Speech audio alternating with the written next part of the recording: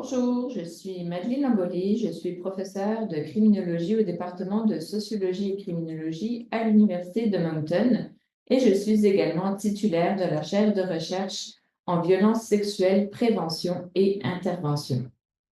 Bonjour, moi c'est Marie-André Pelland. Je suis également professeure de criminologie au département de sociologie et criminologie de l'Université de Moncton et je suis également présidente du conseil d'administration d'InfoSec. Donc aujourd'hui, nous allons parler de la vie dans une communauté patriarcale fermée, notamment la compréhension de l'expérience de la victimisation de femmes qui vivent dans une communauté patriarcale fermée. Nous commencerons par discuter des concepts théoriques: l'abus basé sur le genre, le contrôle coercitif, les communautés patriarcales fermées, la violence entre partenaires intimes, violence conjugale dans les communautés patriarcales fermées, ainsi que l'abus spirituel. Ensuite, nous aborderons la méthodologie de notre étude, les résultats et y compris une discussion sur un continuum d'abus suivi d'une conclusion. L'abus basé sur le genre consiste en des actions et des inactions intrinsèquement liées au sexe d'une personne. Dans le cas de l'abus spirituel, l'abus basé sur le genre est un concept crucial et peut consister en une tromperie manifeste ou une inaction plus subtile d'un membre de la famille ou de toute la communauté, teintée par les normes et les valeurs culturelles de la communauté. C'est un concept essentiel où l'abus spirituel consiste principalement en une tromperie et une action de la part d'une famille ou d'une communauté. L'abus basé sur le genre prive alors les victimes du pouvoir et du contrôle qu'elles pourraient avoir sur leur vie, tout en augmentant simultanément celui des agresseurs.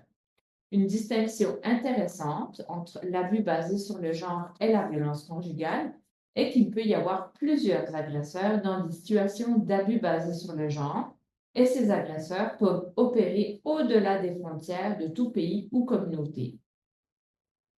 Dans les situations d'abus basés sur le genre, les femmes et les filles sont souvent critiquées pour leur passivité par les protagonistes. Cela est continuellement renforcé par des systèmes impliquant l'inégalité de genre et vice-versa.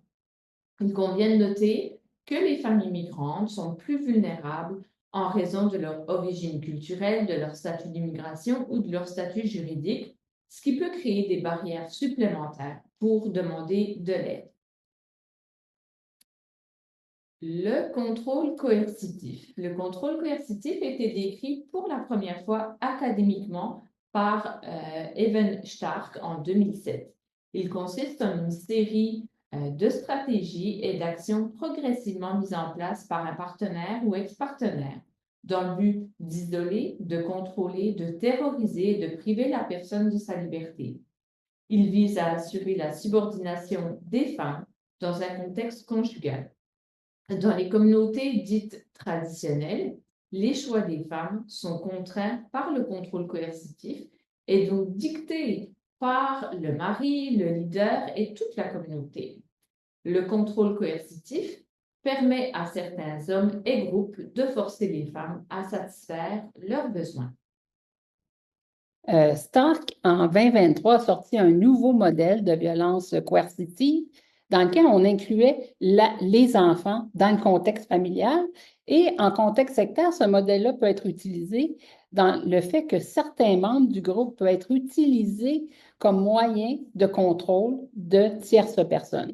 Donc, Stark va nous dire que l'enfant peut devenir un levier dans la relation conjugale pour, en fait, manipuler la mère. Donc, lorsque les stratégies de contrôle utilisées par le conjoint ne fonctionnent plus, l'enfant devient un outil. Il peut même devenir le bouc émissaire de la famille pour arriver à ce que la mère accepte, par exemple, certaines relations sexuelles, accepte finalement de répondre aux besoins de son conjoint. L'enfant, va nous dire ça, va donc vivre dans un climat constant de peur. La violence coercitive, qu'elle soit réelle ou que mentionnée, elle vise surtout à ce que l'enfant soit au quotidien assailli par la peur. Donc, même si les actes de violence ne sont que ce que va nous dire Stark, légers, mais qui sont répétés. Un giflement, un pincement, une bousculade, l'usage de l'enfant comme un objet, ça va créer en sorte que l'ensemble de la famille va vivre sur la terreur et la mère également va vivre sur la terreur que son enfant soit utilisé comme objet. L'enfant va donc constamment être témoin de violence. Et il va être témoin de la violence qui est infligée à sa mère, mais sa mère va être également témoin de la violence qui est infligée à l'enfant, ce qui peut être un levier de contrôle de celle-ci. Le but, obtenir des concessions de la mère pour montrer son incapacité à protéger ses enfants. Non seulement le père fait cette démonstration-là, mais l'enfant aussi en arrive à être persuadé que sa mère n'a pas la capacité de le protéger. Ça peut même aller à l'extrême, va nous dire Stark, à la coercition sexuelle de l'enfant. Donc, une forme ou différentes formes de violence sexuelle vont être utilisées pour briser sa dignité, pour brimer sa confiance en soi et son autonomie sexuelle. Tout ça vise encore plus à augmenter la violence à l'endroit de la mère. La coercition sexuelle, c'est une forme de violence continue qui vraiment a pour effet de dévaloriser, par exemple, ça peut prendre la forme de la dévalorisation de l'apparence de l'enfant, de la dévalorisation de son identité personnelle ou même de ses choix personnels vestimentaires. Ça peut être le contrôle de son hygiène, le moment où il peut aller à la salle de bain, de la façon dont il se présente au monde. Ça peut être aussi le refus d'un accès à une éducation sexuelle ou à de l'information pour renforcer son identité. Tout ça, rappelez-vous, a pour but de contrôler la mère. En contexte sectaire, c'est n'importe quel membre du groupe peut jouer le rôle de l'enfant dans le modèle de Stark. Donc, l'idée, on veut diminuer, terroriser l'enfant puis l'ensemble de la famille pour détruire la capacité de l'enfant à se protéger. On veut favoriser son humiliation, sa dégradation psychologique pour qu'il en arrive à accepter le contrôle du parent. L'objectif, intimider, manipuler, rabaisser, contrôler, l'isoler pour qu'à la fin, la mère accepte le contrôle qui est placé sur elle. Naturellement, dans le cadre de notre présentation, les groupes sectaires ou les femmes qui vivent dans les communautés qui sont basées sur l'honneur, on les retrouve dans des communautés qu'on a nommées des communautés patriarcales. Ça veut dire quoi? C'est une domination systémique des hommes sur les femmes. Donc, les lois, les règles, les façons de penser, la philosophie du groupe visent à renforcer cette idéologie-là. Le but, l'oppression des femmes. Donc, une société, un groupe où l'oppression et la maltraitance des femmes se perpétuent. Donc, c'est constant, c'est dans la vie quotidienne, et même dans certains cas, c'est perçu comme les femmes comme un moyen nécessaire de contrôle. Ça naturellement, comment ça s'articule? C'est à l'aide de la misogynie. La misogynie, ça crée un ordre patriarcal, puis ça donne des moyens de contrôle. Donc, ça donne les moyens, si vous voulez, d'articuler le contrôle des femmes, l'oppression des femmes dans la communauté. L'homme est donc décrit comme l'être dominant, puis la femme est perçue comme une ressource morale à la disposition des hommes. Et la femme, dans cette position-là, elle ne peut pas refuser tout ce que l'homme lui demande, sinon elle va être sanctionnée. Lorsqu'elle s'éloigne du modèle féminin idéalisé dans le groupe, on va nécessairement la punir. La définition de la misogynie, c'est Kate Mann, une philosophe, qui nous dit que je soutiens que nous devrions concevoir la misogynie comme un mécanisme servant à maintenir l'ordre patriarcal, entendu comme l'un des éléments d'un ensemble plus large de systèmes de domination, similaires comme le racisme, la xénophobie, le classisme. La misogynie remplit cette fonction en infligeant des conséquences sociales hostiles ou négatives à une certaine catégorie plus ou moins définie de filles ou de femmes dans le but d'imposer et de faire respecter la norme sociale genrée, que ce soit dans leur contenu théorique ou dans leur mode de mise en application, donc les mécanismes de contrôle social. Dans les communautés patriarcales fermées, la misogynie, ça régule le comportement des femmes, ça le contrôle, donc ça leur impose le silence. Donc, les femmes, leur voix n'est pas entendue, puis lorsqu'elles parlent, elle est rapidement mise sous silence. On lui impose des privations qui peuvent être liées à la santé, puis à la protection de ses droits et libertés. Les normes, ça inclut des droits supposés par les normes, puis des obligations de la part des femmes. Donc, si une femme essaie de demander la protection de ses droits, on va lui dire, bien, pour qui se prend-elle? Retrouve ta place.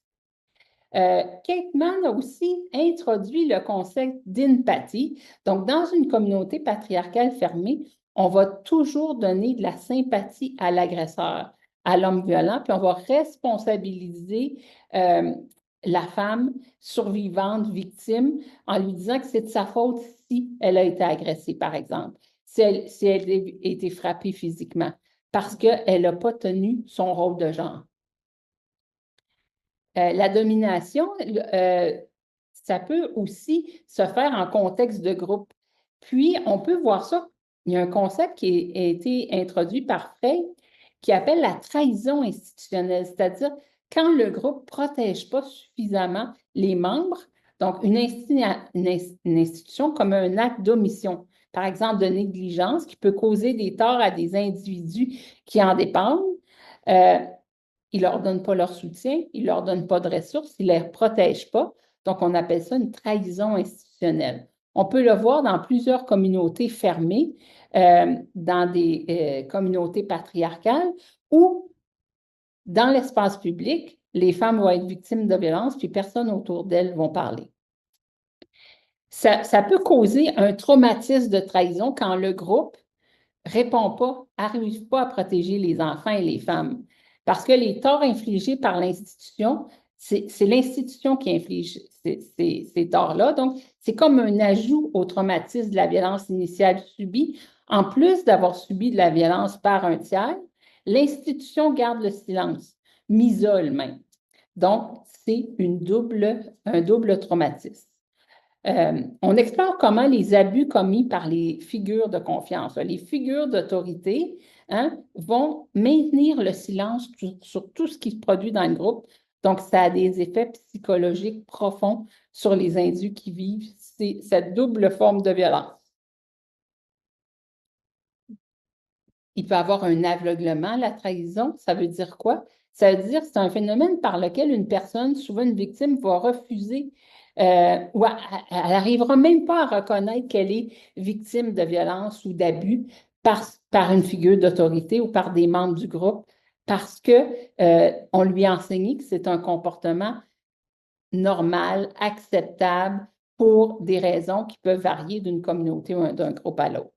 Ce mécanisme psychologique se produit en contexte où la victime dépend émotionnellement, financièrement ou socialement de la personne ou de l'institution qui utilise la violence ou qui garde le silence.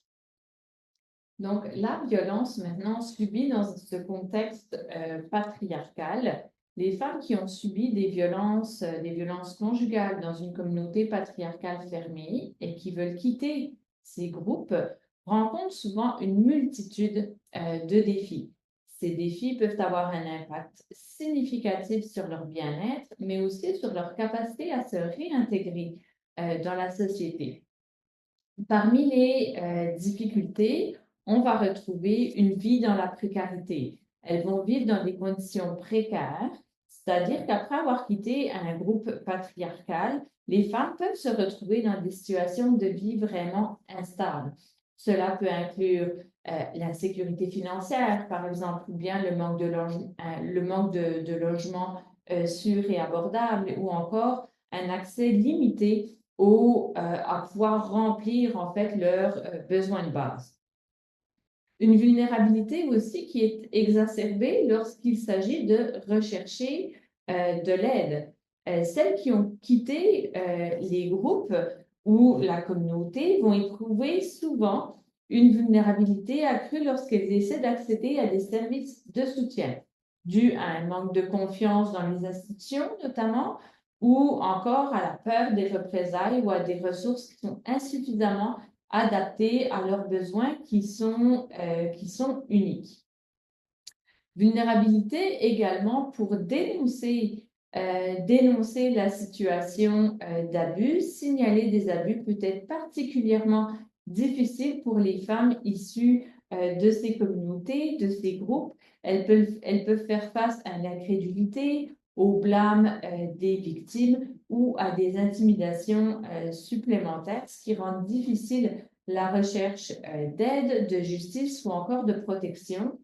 Et pour les femmes immigrantes, ces défis sont encore plus grands car parfois elles n'ont pas appris les deux langues officielles, le français et l'anglais. Donc, rechercher de l'aide quand on ne connaît même pas la langue pour rechercher de l'aide, ça complique grandement. Le défi est encore plus grand.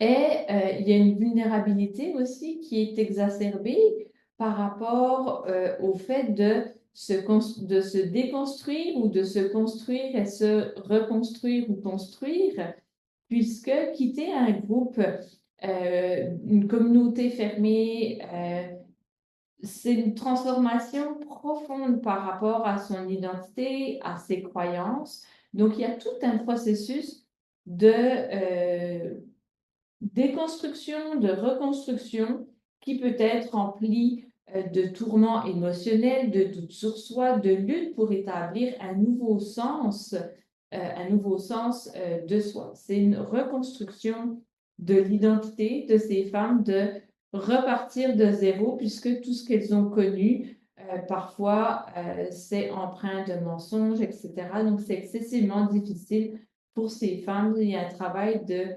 déconstruction et de reconstruction qui vient avec la violence subie dans ce contexte-là, notamment après avoir quitté le groupe.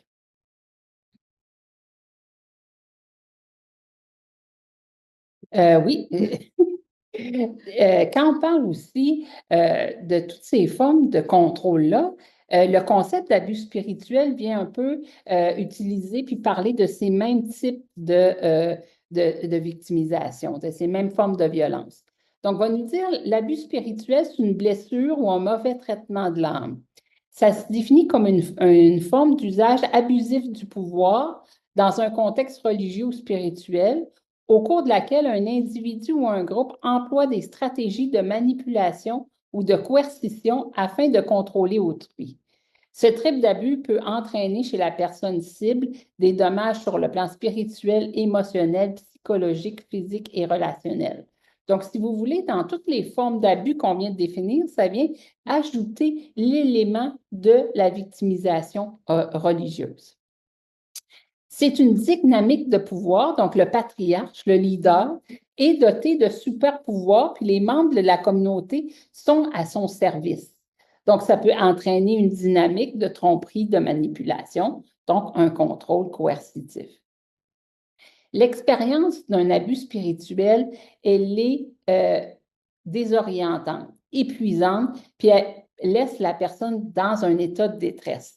Rutkowski, qui a écrit un livre en 2024, elle utilise la métaphore du labyrinthe.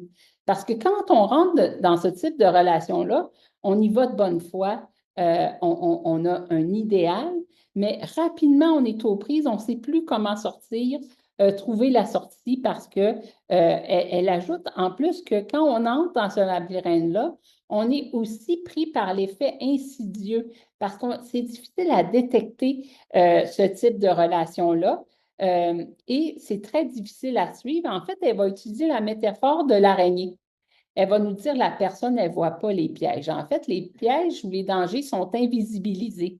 Elle va se retrouver piégée sans s'en rendre compte. Donc, l'évasion, la sortie du groupe est vraiment complexe, effrayante, et elle va nous dire, ça entraîne vraiment une peur constante parce que la personne qui est l'agresseur ou les agresseurs sont toujours présents et ils peuvent la capturer à tout moment. Donc, vraiment, c'est complexe, selon Rutkowski, de sortir d'une relation d'abus spirituel. Elle va nous dire, donc, on entre dans la relation, puis là, il va y avoir une situation de grooming où on va être séduit, si vous voulez, par le groupe, par la communauté, par les relations sociales, par le discours d'un leader, par cette divinité qui va s'être autodéclarée comme étant exceptionnelle, puis parce qu'ils mettent en pratique, parce qu'ils enseignent, progressivement, ils vont exiger la responsabilité de la personne, puis elle va être constamment amplifiée, cette responsabilisation-là. Les choses qu'elle doit faire pour rester membre du groupe vont aller en augmentant, en augmentant. Le leader, lui, ce qu'il cherche surtout constamment, c'est l'autopromotion. Il cherche à ce que le membre le louange constamment, le reconnaisse comme grand.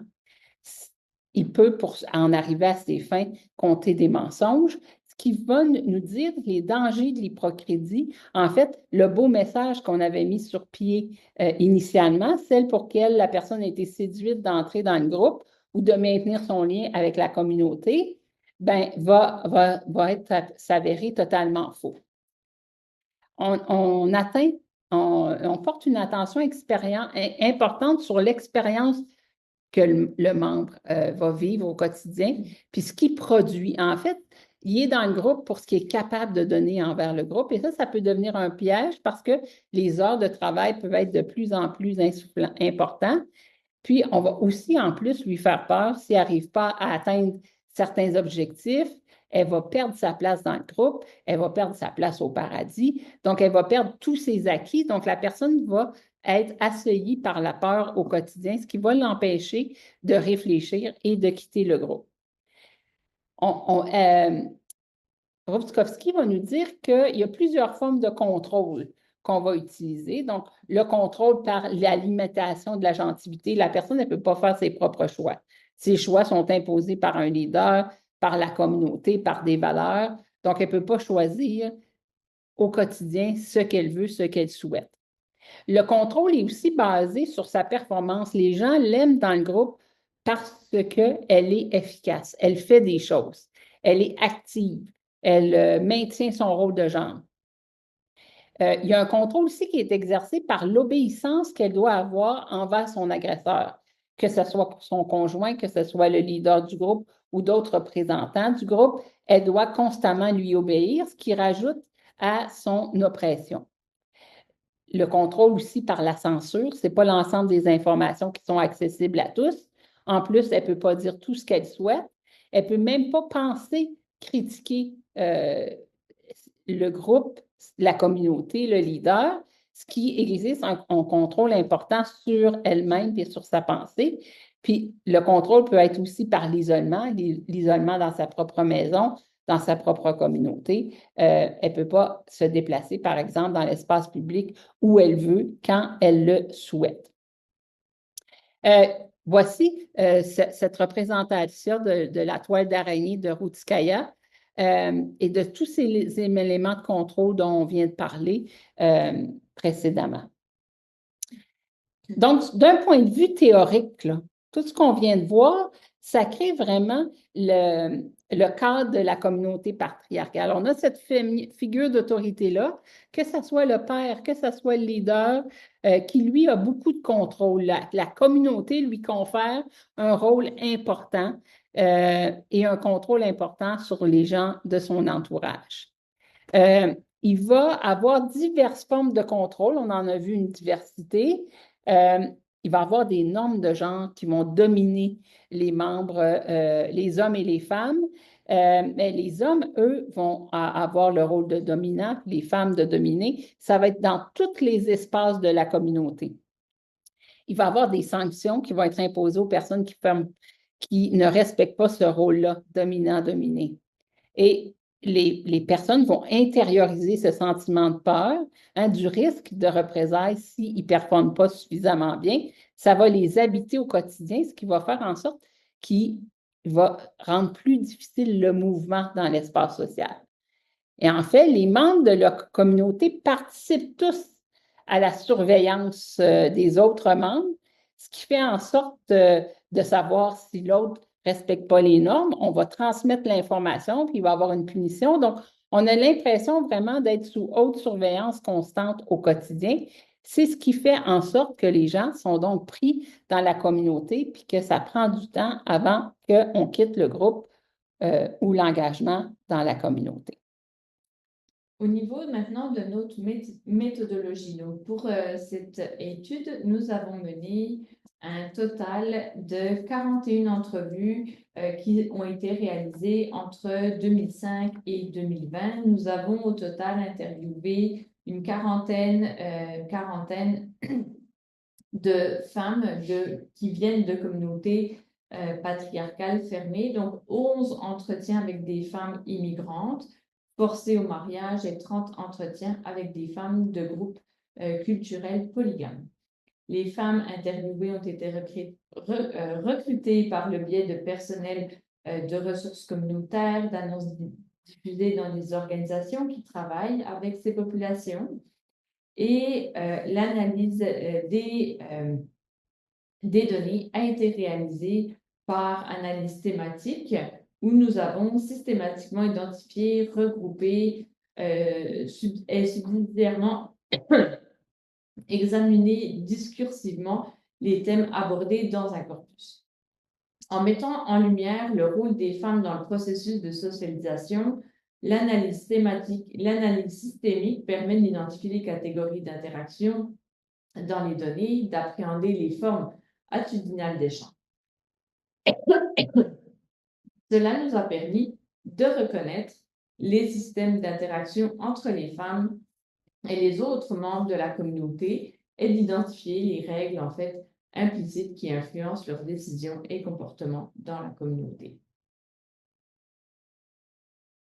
Donc, si on regarde d'abord nos premiers résultats, qui exerce le contrôle dans la communauté patriarcale?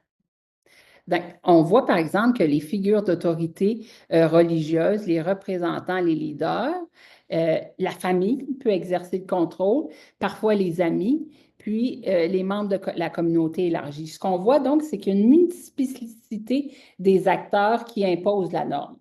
Chacun est responsable de se surveiller entre eux. Je vous donne un exemple par une citation. Au quotidien, nous étions tous surveillés à l'école, à la maison, partout. À l'adolescence, les filles étaient plus surveillées. Il y avait toujours des enquêtes en cours. Avez-vous adopté ce comportement-là à l'école ou encore ce comportement?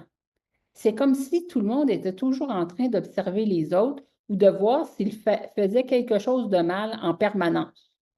Tout le monde regarde tout le monde, les enfants, les parents, les pères.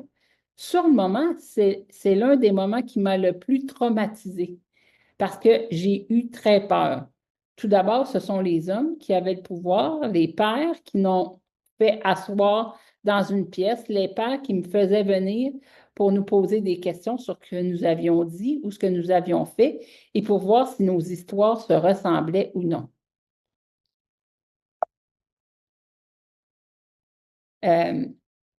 On va regarder Élodie qui nous parle qui est une mariée forcée. Au début, je n'étais pas prête, mais mon père me l'a demandé. Et puis, je lui ai demandé pourquoi je dois faire ce sacrifice.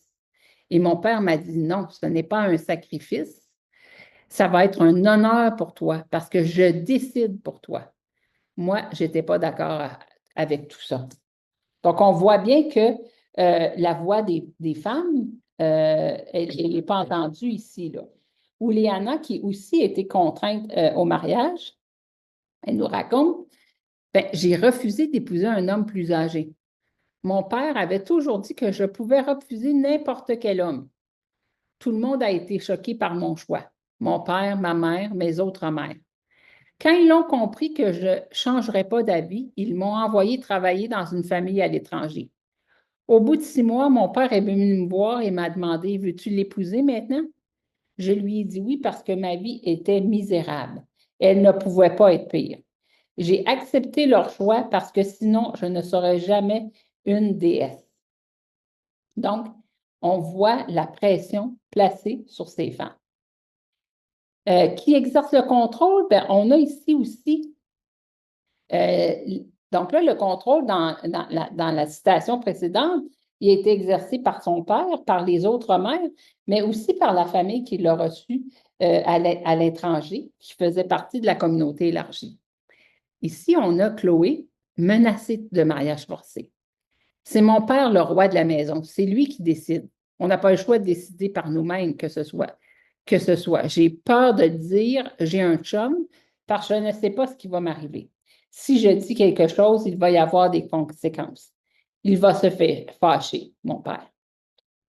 Il m'apporte là-bas, dans un pays étranger.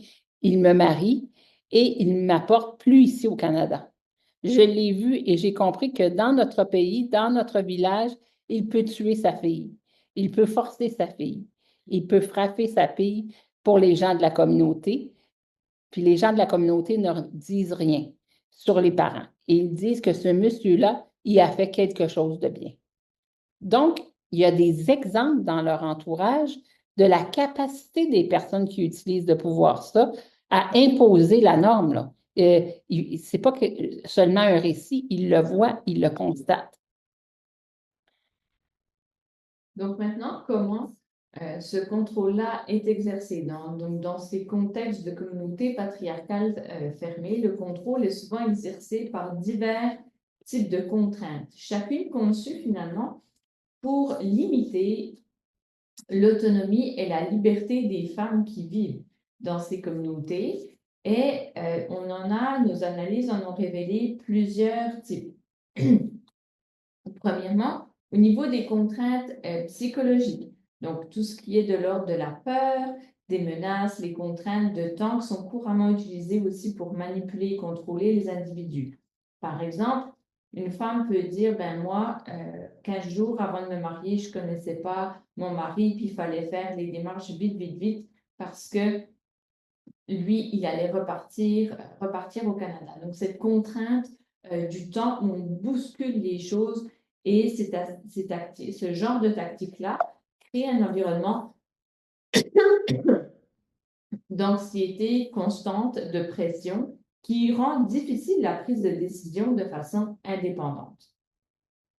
Des contraintes aussi qui sont liées à l'honneur patriarcal. Donc, dans certaines cultures, l'honneur patriarcal est maintenu, notamment en forçant les filles à se marier. Cette pratique non seulement restreint leur liberté personnelle, mais perpétue également l'inégalité de genre et renforce les structures de pouvoir dites traditionnelles.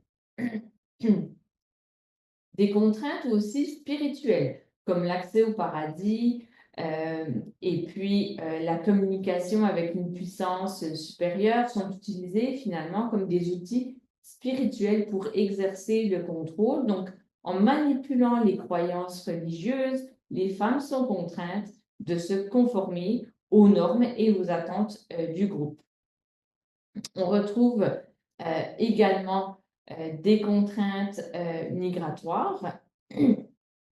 Donc, la promesse d'obtenir, par exemple, un statut de résidence permanente au Canada peut être utilisée comme un moyen de contrôle. Donc, les femmes peuvent être forcées de se conformer à certaines conditions ou comportements en échange de l'opportunité d'immigrer dans un pays comme le Canada ou qui est vu un peu comme un Eldorado, qui crée ainsi un espèce de déséquilibre de pouvoir ou qui va alimenter le marché du mariage où le statut d'immigration va devenir une monnaie d'échange et donner le pouvoir à une famille d'accéder à un statut social peut-être plus élevé parce qu'elles ont ce statut-là, par exemple, au Canada. Les contraintes aussi économiques. Donc, le contrôle économique est exercé en vendant les individus, en les utilisant pour rembourser des dettes familiales. Donc, on va forcer une fille à se marier en échange du remboursement de sa dette. Donc, c'est vraiment une contrainte qui exploite non seulement les femmes, mais qui lie également leur destin aux décisions financières de leur famille. Et enfin, les contraintes d'ordre physique, donc la violence physique et la séquestration, sont des méthodes directes d'exercice du contrôle.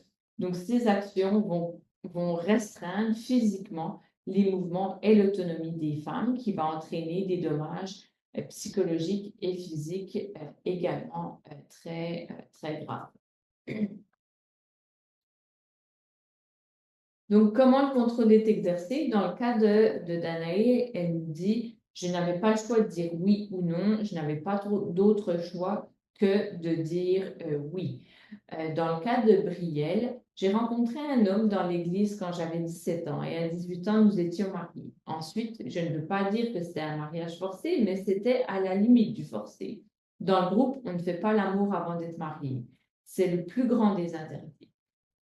Ensuite, ma famille m'a posé un ultimatum. Soit tu l'épouses, soit tu t'en vas. Il ne voulait pas me garder, il ne pouvait pas me garder parce que je n'avais jamais vraiment eu d'expérience professionnelle, parce que je n'avais pas terminé le lycée, parce que je n'avais aucune expérience de la vie en général. J'ai décidé de l'épouser parce que je ne savais pas quoi faire d'autre. Je voyais mon mari comme un sauveur, si vous voulez. Donc là, on voit très bien que le choix est quasiment inexistant, où on place les femmes dans les positions où elles n'ont pas d'autre choix que d'accepter ce qu'on leur propose si elles veulent continuer à vivre à l'intérieur du groupe. Maintenant, le contrôle peut être exercé par rapport en contrôlant la sexualité des femmes. Dans le cas de Brielle, je suis mariée, je suis maltraitée pendant quelques années, puis finalement, j'ai décidé de le quitter. C'est difficile parce que l'Église, tout d'abord, c'est une Église dominée par les hommes. L'homme ne peut donc pas faire de mal.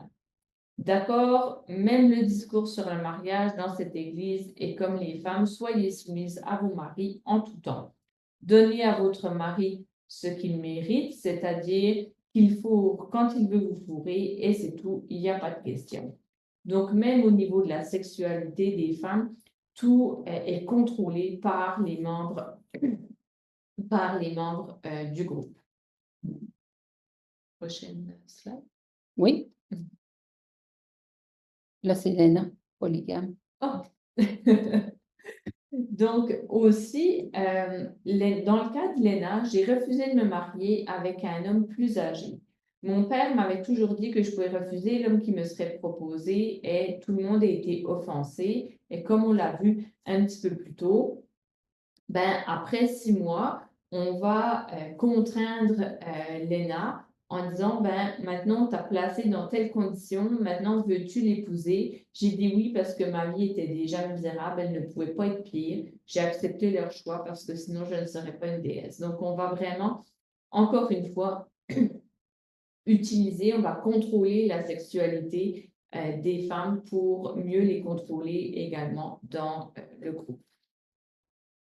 Dans le cas de Jade, même au niveau du contrôle de sa sexualité, dans le cas de Jade, je ne dors pas avec lui, avec son mari. Je dors sur le canapé du salon avec mon fils. Il m'appelle juste pour faire l'amour. Les rapports sexuels qu'il a avec moi sont des choses que je n'accepte pas. C'est ce qu'il veut, lui. C'est à ce moment-là que j'ai commencé à faire tout ce que je pouvais pour l'éviter, la violence sexuelle. Mais c'est impossible. Quand il veut vraiment me faire des choses, il me frappe au visage sur tout le corps. Donc, lorsque nous avons eu un deuxième enfant, c'est lui qui a pris la décision. Je ne voulais pas, alors j'ai pris la pilule pour ne pas tomber enceinte. Quand je n'ai plus de pilule, je lui ai demandé si je pouvais renouveler. Il m'a répondu, « Pourquoi tu veux ça? Moi, je veux des enfants. » Et je lui ai répondu, « Ce n'est pas le moment, je suis encore jeune, je ne veux pas. » Il m'a dit, « Ce n'est pas à toi de décider, c'est moi qui décide. » Et il m'a forcé pour avoir un deuxième enfant.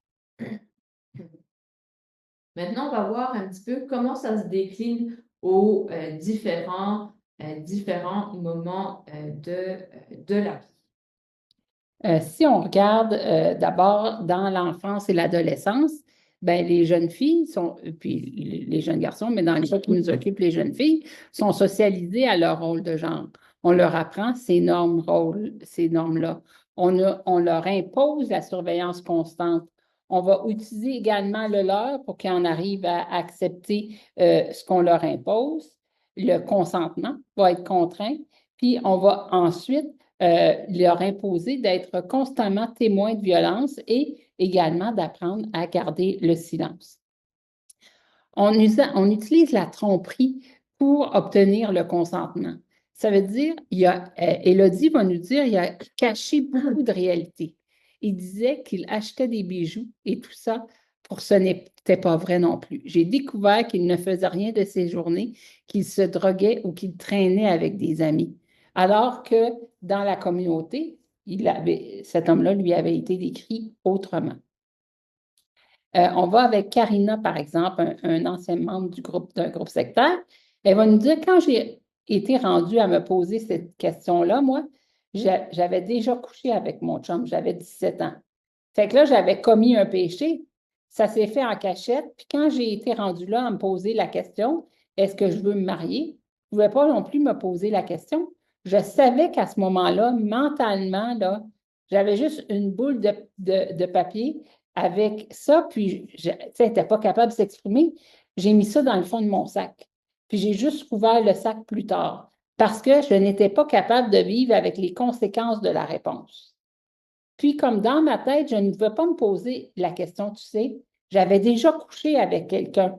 Je ne veux plus jamais me marier avec quelqu'un d'autre. J'allais finir toute ma vie seule. Fait que c'était comme je ne pouvais pas, dans ma tête, j'étais convaincue que je ne pouvais pas me poser de la question parce qu'elle avait été socialisée à voir les relations avant le mariage comme mauvaises. Et comme elle s'était engagée avec cet homme-là, elle devait le marier ou rester célibataire tout au long de sa vie. Chloé, par exemple, aussi, dans le mariage forcé, elle va nous dire, ma mère, elle, me check dans mon sac. Qu'est-ce que j'amène? Quel numéro j'ai? Avant, j'avais le droit de maquillage. Maintenant, c'est interdit le maquillage. Je vais à l'école le matin, elle sait que ça me prend 45 minutes. Après, dès que mon école est terminée, j'ai 3 minutes de retard. Elle me demande, qu'est-ce que tu as fait? Où tu étais? Quand je vais dehors, c'est avec ma mère ou avec ma soeur. Donc, on voit qu'une surveillance constante des jeunes filles pour s'assurer du maintien de la norme. Elles sont aussi témoins de violence, puis on leur impose le silence face à cette violence-là. Hein, c'est un apprentissage important parce qu'elles doivent la porter avec elles aussi à l'âge adulte. On a l'expérience de Caroline, qui est une femme polygame. Le contrôle était plus important que les études dans la salle de classe. La brutalité envers les enfants était la norme au sein de la communauté. Mais il existait différents niveaux de tolérance au sein des familles quant au degré de violence acceptable. Mais les familles ne jugeaient jamais les unes les autres. Même si une famille savait que de graves abus étaient commis dans une autre famille, personne n'intervenait. Cela faisait partie de la doctrine religieuse selon laquelle aucun homme n'avait le droit de s'immiscer dans la famille d'un autre homme. Maintenant, autre étape dans la trajectoire de ces femmes. Donc, on voit comment elles sont déjà un peu endoctrinées. Puis là, dans la deuxième étape, plus quand elles arrivent à l'âge adulte, on va consolider ces rôles sociaux sexuels qui vont être perpétués, en fait.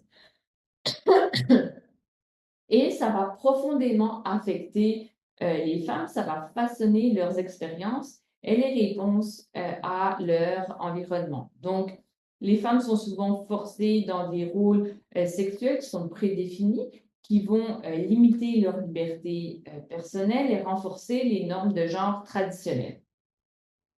La socialisation aussi au niveau de la dynamique qui va être différente. Donc, un continuum de violence différent, une dynamique différente de la violence entre partenaires intimes qui sont souvent liés au concept d'honneur. Donc, un cycle de violence, on va voir qui va être aussi différent puisque de facto, elles sont soumises à avoir ces relations, elles sont déjà soumises à ces normes sociales et sexuelles-là. Donc, c'est pas comme si on pouvait avoir, l'agresseur avait besoin de gagner la confiance, qu'il avait besoin d'avoir d'être en amour avant, puisque le mariage, par exemple, va être forcé dans certains cas. Donc, ce qui va faire en sorte que le cycle de violence va être distinct. Aussi, il y a des figures d'autorité qui vont rentrer dans ce processus-là. Et on va voir que la violence dans les relations entre les femmes avec leur mari peut être aussi commise par des agresseurs multiples dans le sens où ce n'est pas juste le mari qui va exercer de la violence, mais cette violence-là peut être exercée à la fois par la famille, la belle famille, les membres de la communauté et les leaders. Donc, on voit qu'au final, leur vie familiale et conjugale, elle est sous la contrainte de la préservation de l'honneur patriarcal, sous la domination des hommes sur les femmes. Donc, au niveau, par exemple, des figures d'autorité, acceptation d'une réalité qui est souffrante. Donc, par exemple, dans le cas de Florence, je continuais de vivre avec eux, je pensais que c'était normal. Quand ils venaient, ils me frappaient, ils me battaient. Quand ils repartaient, j'avais comme une distance. Puis ils venaient pour un mois, quelques semaines et ils partaient. J'ai dit, OK, je subis ça, puis je continue pour l'honneur de ma famille, puis la famille d'eux autres. Donc, pour ne pas contrevenir à l'honneur, Florence a comme accepté accepter la violence pour ne pas déshonorer sa famille et déshonorer la famille de son mari. Dans le cas de Mandy, une ancienne polygame, à 16 ans, je voulais vraiment me marier, respecter la volonté de Dieu. À cette époque, je n'avais jamais embrassé un garçon. 1 heure avant la cérémonie, ma mère m'a dit de me souvenir que mon mari serait le chef de la prêtrise dans la famille et qu'il m'instruira dans tous les domaines et que je devais l'écouter. Il allait donc m'apprendre ce qui se passe entre un homme et une femme. Je n'ai pas eu une belle expérience la première fois et les fois d'ensuite. Il était violent, il m'a battue à plusieurs reprises. Les membres de la communauté et mes sœurs épouses ne disaient rien.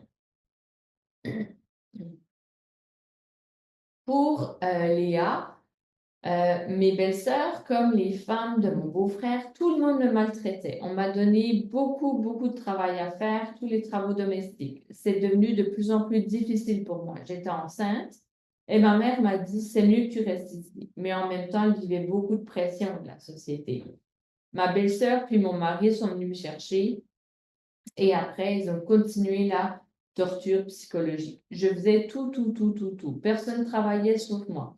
Je faisais tous les travaux domestiques, je devais nettoyer la cuisine, le ménage, nettoyer les vêtements à la main, tout. Donc, par la pression de la communauté, elle acceptait des conditions de vie qui sont très traumatisantes pour elle et même s'ils avaient arrêté les comportements de violence physique, elle a nommé ça comme étant de la torture psychologique. Puis même sa mère n'a pas pu la protéger. Même sa mère n'a pas pu la protéger du fait de la pression de la communauté. Une violence qui est aussi acceptée socialement. Donc, tout me semblait terrifiant. Une assemblée, un drap ensanglanté, une sorte de viol organisé avec la bénédiction de la famille de Sarah. Le mariage se résumait à cela, une agression sexuelle accompagnée d'une humiliation publique. Donc, quelque part, c'est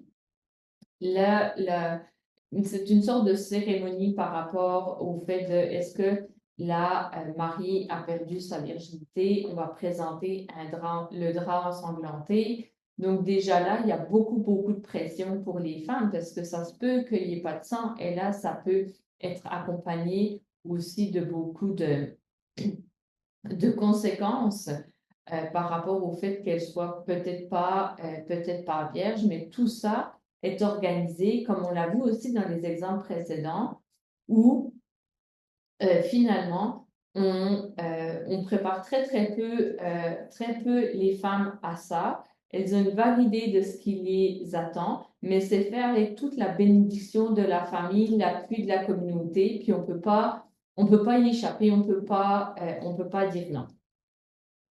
Dans le cas de Paula, lorsque j'ai eu 15 ans, j'ai été mariée à Ron. Avant le mariage, je ne le connaissais pas. Mes mères étaient heureuses de ce mariage parce que Ron était un membre important de l'Église. Une de mes mères m'a dit qu'il pouvait être violent avec moi parce qu'elle sait qu'il frappait sa première épouse. À partir de ce moment, j'ai eu peur. J'en ai parlé à ma mère qui m'a dit de faire confiance à Dieu. Elle m'a aussi dit de garder la paix, le keep sweet, et ma vie serait belle. Le jour de mon mariage, j'ai eu des relations avec mon mari. Aujourd'hui, je sais que c'était un viol. Donc, il n'y a pas de question à se poser. C'est comme ça, c'est la violence est socialement acceptée, elle est socialement orchestrée par la communauté, la famille et les femmes. Donc, un cycle aussi de violence qui est distinct. Jamais il n'est désolé, il s'excuse. Oublie ça, il ne m'a jamais dit pardon, je n'ai jamais rien entendu dans le cas de Jeanne. Donc, il n'y a pas, contrairement au cycle de la violence conjugale, où il y a une phase de responsabilisation, de justification des actes par l'agresseur, et ensuite une période de lune de miel pour retrouver la confiance de la victime. Dans ces cas-là, les femmes ne subissent que les phases de tension et de crise, puisque leur agresseur n'a pas besoin de retrouver le pouvoir de s'excuser, de se justifier pour retrouver la confiance, puisque c'est déjà acquis dès le départ. Donc, dans le cas de Simone, la violence était présente chaque jour, en parole, avec des mots difficiles pour moi et mes enfants. Elle était utilisée par mon époux et mes sœurs et épouses. Parfois, il utilisait de la violence physique. J'ai eu quelques bleus au visage. Personne n'a jamais rien dit. Parfois, il me menaçait de me renier. Ainsi, je n'aurais pas accès au paradis. Parfois, il menaçait de frapper mes enfants pour que j'accepte d'avoir une relation sexuelle. J'avais toujours peur. Donc, on voit vraiment qu'ils n'ont pas besoin d'aller chercher une justification quelconque ou même de s'excuser puisque c'est déjà très, très présent. Un exemple au niveau de l'empathie. Donc, cette justification comme quoi on a de la sympathie à l'égard de l'agresseur. Donc, dans le cas de Léa, des gens de la communauté sont venus à la maison pour voir ce qui se passe. J'ai dit ce qui se passait avec les photos de filles nues, les sous-vêtements de filles, des photos de mon mari avec des filles, toutes sortes d'affaires. Les gens me mettaient beaucoup de pression pour que je reste ici, dans la belle famille. Il fallait que j'essaie encore, ça allait changer. Donc là, on voit vraiment que peu importe ce qu'elle va dire, la communauté va prendre position pour l'agresseur. C'est la victime qui ne fait pas suffisamment d'efforts pour se conformer aux normes socio-sexuelles. Dans le cas de Sophie, je suis allée voir un groupe religieux. C'est important pour nous. Ils m'ont suggéré de retourner là-bas dans sa belle famille pour m'excuser. Ils m'ont dit, tu t'excuses, tu reprends ta vie avec ton mari et ta belle famille, puis ça va aller, tu vas voir. Donc, un peu de pensée magique où c'est à la victime de s'excuser, il n'est pas question de faire ça autrement. Enfin, la dernière trajectoire, c'est dans certains cas, les femmes quittent la communauté patriarcale, que ce soit une communauté organisée autour de l'honneur ou un groupe sectaire. On va voir certains traits communs, la difficulté à se reconnaître comme une victime ou une survivante, le questionnement qu'ils vont avoir à l'égard de l'autorité, des pasteurs, des psychothérapeutes qu'ils vont rencontrer ensuite, et la méfiance dans les relations, la difficulté à faire confiance. Donc, la difficulté de voir la victimisation dans leur propre vie, dans leur propre expérience, a été abordée par Solange et Kathleen. Je ne suis jamais considérée comme une victime. Pourtant, je me suis mariée avec un homme violent à 18 ans parce que c'était ce que je croyais que je devais faire. J'ai longtemps pensé que je n'avais pas le choix. Aujourd'hui, je crois que c'est un mariage forcé teinté de violence quotidienne. Ça m'a pris 10 ans après être sortie du groupe pour être capable de le dire et des fois, j'en doute encore. Je vois encore des conséquences, mes expériences comme un parcours normal. Kathleen va nous dire, lorsque je vivais dans la communauté, j'ai souvent vu des hommes frapper leurs femmes, des mères frapper leurs enfants. Des fois, des femmes arrivaient à l'église avec des blessures et personne ne devait rien dire. Dans ma famille, j'ai souvent fermé les yeux devant la violence. Aujourd'hui, après 5 ans de vie loin du groupe, je me sens coupable d'avoir participé par mon silence à la violence. Donc, on va voir que ce dont il y a été témoin, ce dont ils ont participé parce que c'est imposé par la communauté, elles ne pouvaient pas parler au risque d'être elles-mêmes victimisées, ben, à la sortie, ça peut devenir un élément qui les rend, favorise le sentiment de culpabilité et va ralentir leur processus de guérison. Pour certaines, c'est difficile de vivre loin de la communauté dans laquelle elles ont grandi ou elles ont vécu. Jada est un bon exemple de ça. Tu sais, quand est-ce que j'ai commencé à parler en français? Quand je suis entrée à la maison d'hébergement. Je ne parlais aucun mot de français, juste bonjour.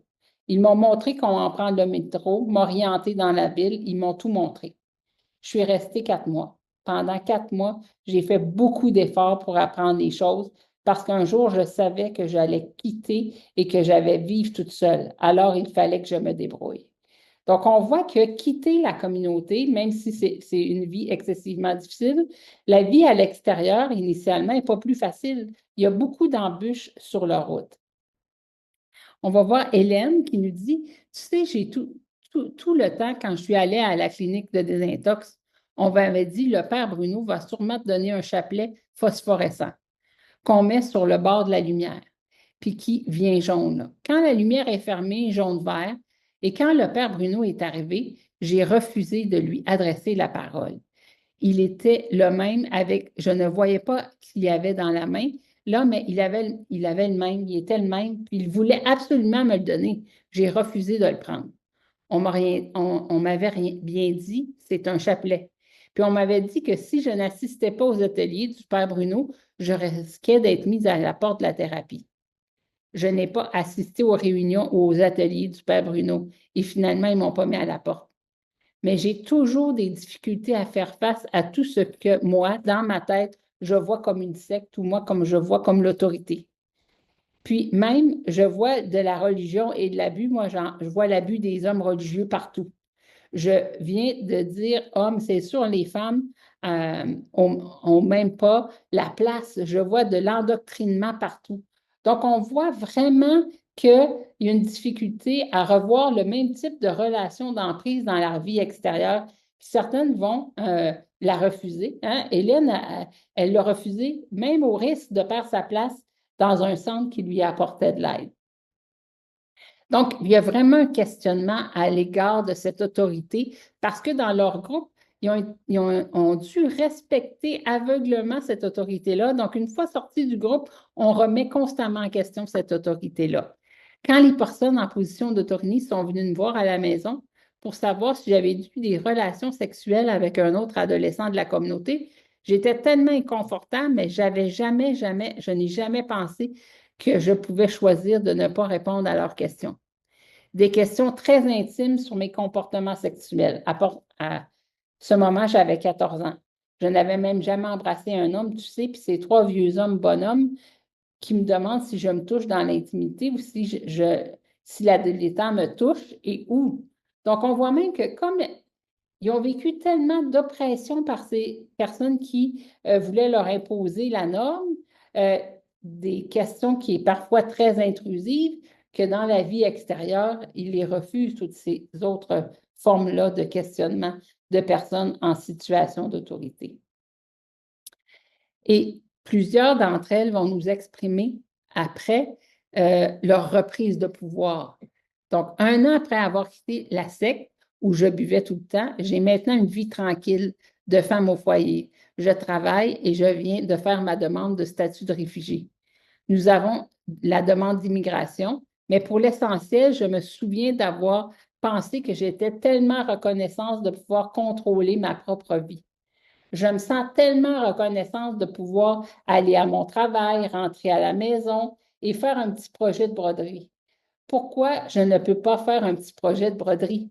Pourquoi je ne peux pas regarder cette saison de héros, vous savez, vous savez, il y a un moment où j'ai eu l'impression d'être indulgente, comme si les choses normales le sont pour moi. Un peu comme je me traite comme si j'allais dans un salon de coiffure pour me faire couper les cheveux ou me faire les ongles. J'ai commencé à faire des choses féminines parce que je n'avais jamais pu le faire auparavant. Il y a beaucoup de pression dans le groupe pour ne pas avoir l'air trop cool, comme si c'était une chose. Les gens se faisaient critiquer parce qu'ils n'avaient pas l'air trop cool. Je ne devais pas dire que les gens devraient être critiqués. J'ai été beaucoup critiquée par Élie qui me disait: Oh, tu penses que tu es cool ou que tu penses que tu es tellement, tellement cool, anarchiste, comme je me souviens que c'était un truc. C'était comme si c'est l'expérience de fond en tant qu'anarchiste. Et comme je suis charmant, je pense que je sais comment être charmant, charismatique. Donc, on voit dans cette reprise de pouvoir-là que vraiment, elle a fait des choses qu'elle n'avait pas faites avant, des choses qui étaient interdites, qui étaient définies comme mauvaises. Hein. Être cool, on comprend que c'était mauvais. Euh, donc, elle s'est permis de les faire, puis elle s'est même trouvée comme indulgente. Donc, quand même, hein, il y a toute une reprise de pouvoir sur sa vie qui est importante ici. Élodie, elle, par le prochain extrait, nous montre qu'elle a su profiter de l'opportunité de son immigration pour reprendre sa vie. Quand je suis venue ici, j'ai trouvé une nouvelle vie. Si j'étais restée là-bas, c'est sûr que je ne serais plus vivante. Il y a beaucoup de choses qui sont bonnes au Canada. Mais le plus important est qu'on donne de la valeur et de l'importance aux femmes. Aujourd'hui, je peux vivre avec la liberté. Je veux, c'est moi qui décide dans la maison qu'est-ce que je peux faire. Ce n'est pas mon mari qui décide, c'est moi qui décide. Donc, vraiment, on voit l'opportunité de se séparer euh, de l'emprise de sa culture pour reprendre son contrôle ici au Canada est aussi vraiment important. Donc, on arrive finalement à notre conclusion. Donc, vous voyez que dans ces contextes-là de communauté patriarcale fermée, les filles et les femmes se retrouvent souvent dans des situations où elles n'ont pas d'autre choix que d'espérer un avenir meilleur. Les femmes sont systématiquement dépossédées de toute forme de pouvoir, les laissant vulnérables et dépendantes des structures finalement qui les oppriment. Donc la conformité à la norme est fortement soulignée et il n'y a pas d'espace pour l'individualité. Cette conformité rigide va étouffer l'expression personnelle et renforcer la domination des valeurs patriarcales. Donc l'imposition supplémentaire de la culpabilité, parce que ces femmes culpabilisent, va contribuer aussi au contrôle coercitif qui va rendre difficile pour les femmes de se libérer de ces contraintes.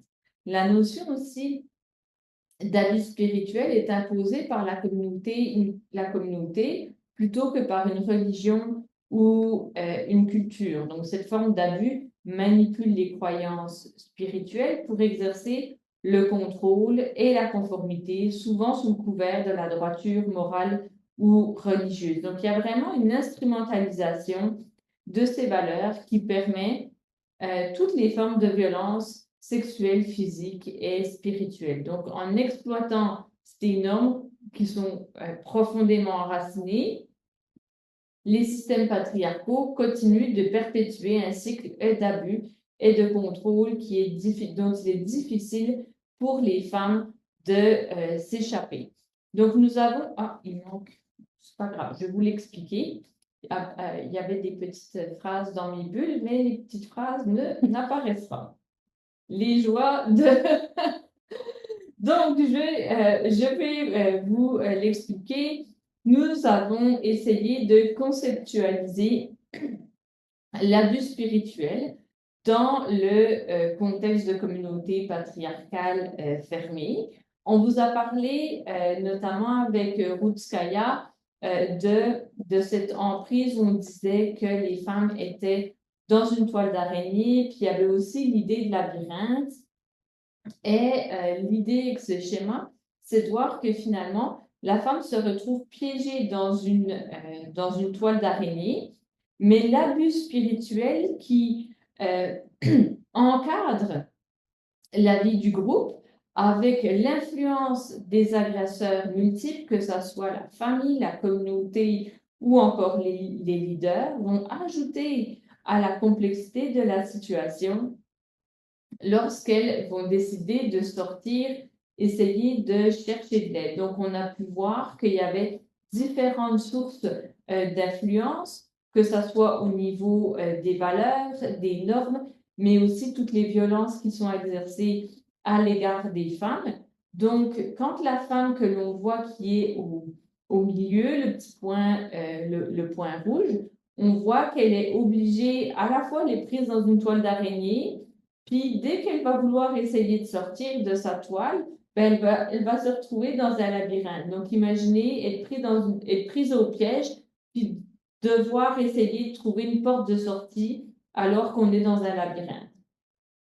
Donc, elles font face à de nombreux défis qui vont rendre en fait leur parcours un véritable labyrinthe dont il va être très difficile de s'échapper. Mais même lorsqu'elles vont parvenir enfin à trouver la sortie, à partir, c'est pas certain qu'elles ne vont pas revenir parce que la vie en dehors du groupe et de ses normes, on a pu le voir avec les exemples, peuvent être extrêmement difficiles. Elles doivent finalement se réinventer, se déconstruire, se reconstruire, tout en affrontant leur traumatisme, mais aussi tout en défaisant ce qu'elles ont appris. Donc, c'est vraiment excessivement difficile pour ces femmes de sortir de l'abus spirituel dans le cadre de ces communautés. Et même lorsqu'elles finissent par sortir, c'est pas une sortie qui est nécessairement définitive pour ces femmes. Ben voilà, ça conclut notre présentation. Donc, on vous rejoint pour les questions. Alors, on est ouverte. Ne vous gênez pas, on est là pour vous. Et puis, peut-être mettre-nous. Oui. Et si jamais donc vous avez des questions après la période de questions, vous voulez poursuivre la conversation, vous pouvez nous rejoindre aux adresses courriel suivantes. Donc, nous vous remercions beaucoup de votre attention et nous vous accueillons avec vos questions.